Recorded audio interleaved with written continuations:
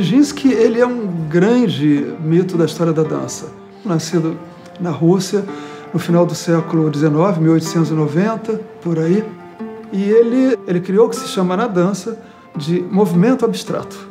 Quer dizer, o movimento ele não representa mais o personagem, ele representa-se a si mesmo. E isso é muito interessante. Então, o Nijinsky ele foi muito além, ele foi um grande dançarino e foi um grande coreógrafo. Portanto, ele foi e continuará sendo, até hoje, e para o futuro, um grande artista. Quando a gente fala do livro de artista, a gente está falando aí de um campo muito vasto, muito amplo, de possibilidades, né?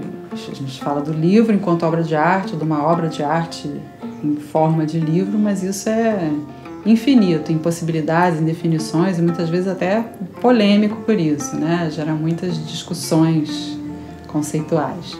Quando a gente fala dessas duas edições especificamente, a gente está nesses livros respeitando uma tradição do livro. Por exemplo, ele tem a folha de guarda, falsa folha de rosto, créditos, textos de apresentação, colofon, vários aspectos que são bem tradicionais na elaboração, na composição de um livro.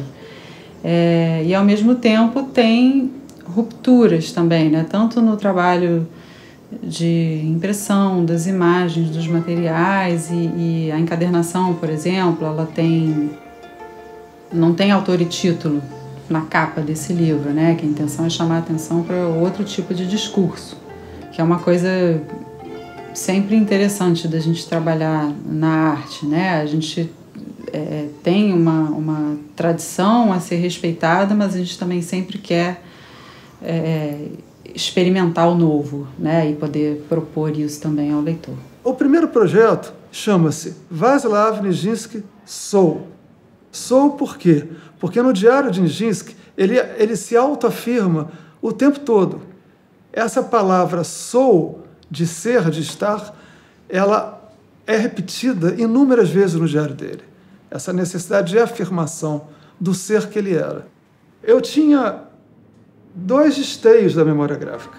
Um que eram as pranchas com colagens e desenhos, baseados em fotografias dele, e os slides que eram projetados na conferência espetáculo, na performance, né? Porque o slide é um elemento muito delicado.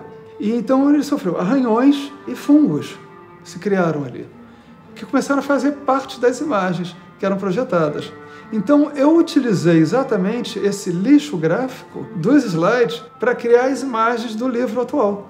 Essas imagens foram trabalhadas no Photoshop por mim e foram calibradas para se tornarem figuras impressas através da serigrafia nos livros. Então, sobre essas imagens impressas em serigrafia, eu ainda tenho uma inserção manual. Eu trabalho com a técnica do stencil e pastel seco, criando uma espécie de um relógio das cores. Essa imagem de grande poesia para trabalhar como ponteiro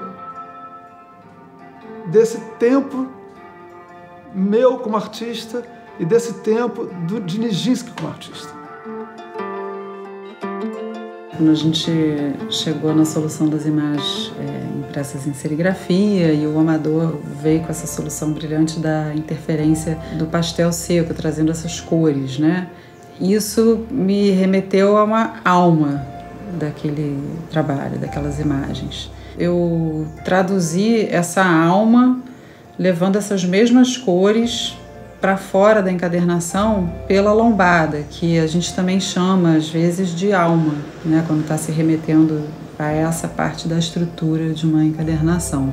Essa mesma linha colorida também faz internamente a ligação do corpo do livro à capa, que é uma ligação visivelmente muito viva, muito intensa, pelas cores mesmo, e ao mesmo tempo muito frágil visualmente.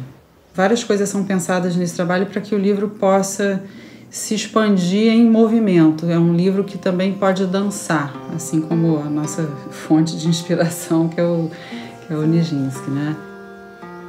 A concertina tem essa questão da delicadeza visual, ela é bem articulada, ela é funcional para você folhear o livro.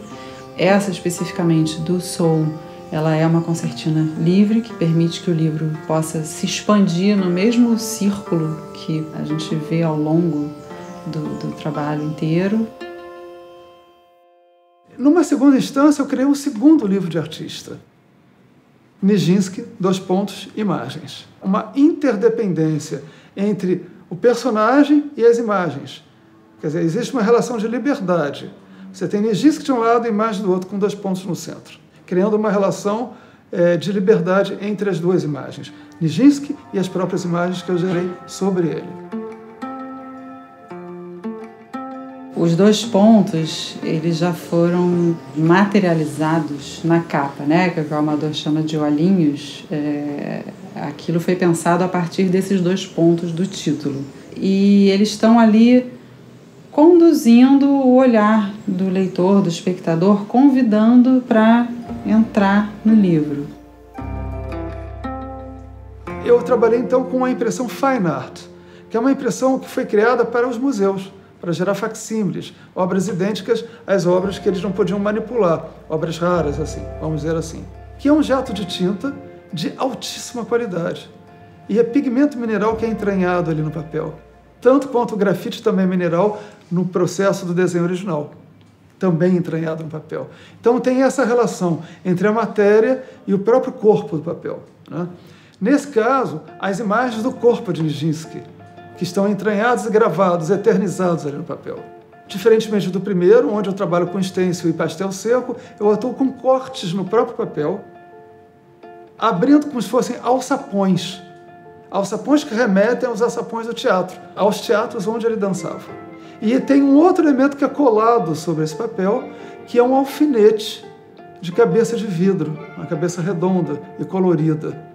Então essa cor, ela traz uma nova informação sobre as imagens dos desenhos que são em preto e branco. E no verso de cada prancha dessas, você tem o gesto gráfico do artista, eu, desenhista, sintetizando o gesto do dançarino. Um gesto feito com o material que eu sempre trabalhei, que é o grafite.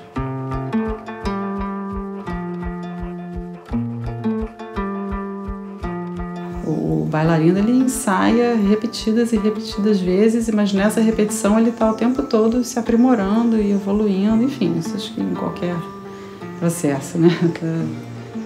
Para chegar naquele ideal que só existe lá na cabeça do artista.